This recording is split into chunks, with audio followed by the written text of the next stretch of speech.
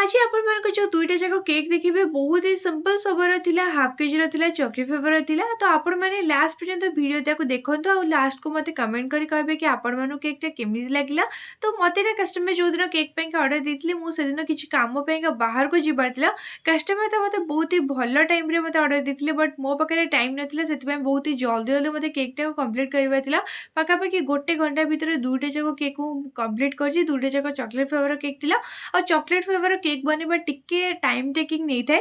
ଆଉ ଆପଣମାନଙ୍କୁ ଆଜି ଯୋଉ କେକ୍‌ଟା ଦେଖୁଛି ଯୋଉଟା ସେକେଣ୍ଡ କେକ୍‌ଟା ଥିଲା ସେଇଟା ମୋର ହିଁ ଗୋଟେ ଡେକୋରେସନଟେ ଥିଲା। କଷ୍ଟମରକୁ ସେମିତି ହିଁ ଡେକୋରେସନଟା ଦରକାର ଥିଲା।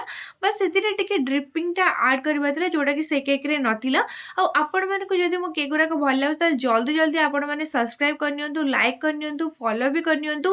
ଯେମିତିକି ଆଗକୁ ବହୁତ ହି ସୁନ୍ଦର ସୁନ୍ଦର ଭିଡିଓ ଆସିବାକୁ ଯାଉଛି ଯୋଉଟାକି ଆପଣମାନେ ଜମା ବି ମିସ୍ କରିବେନି। ହୋପ୍ କରୁଛି ଭଲ ଲାଗିଥିବ। ରହୁଛି ନମସ୍କାର। ଜୟ ଜଗନ୍ନାଥ। Bye bye.